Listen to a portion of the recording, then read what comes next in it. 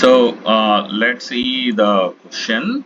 A bullet of mass 0.04 kg is moving with a speed of 90 meters per second, enters a heavy wooden block and is stopped in 60 centimeters. What is the average resistive force exerted by the block on the bullet?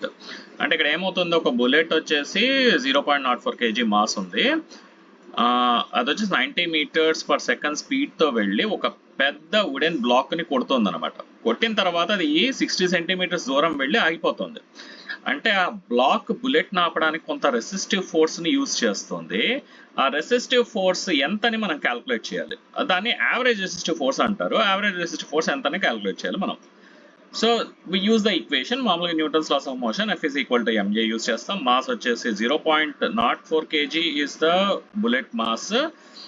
దాని velocity ఎంత ఉంది, v² - u² divided by 2s. ఇక్కడ acceleration బదులు v² - u² by 2s మనం substitute చేస్తాం, ఎందుకంటే ఇక్కడ distance ఇచ్చాడు, తర్వాత ఇనీషియల్ వెలాసిటీ ఇచ్చాడు, ఫైనల్గా స్టాప్ అయిపోతుంది కాబట్టి ఫైనల్ వెలాసిటీ 0.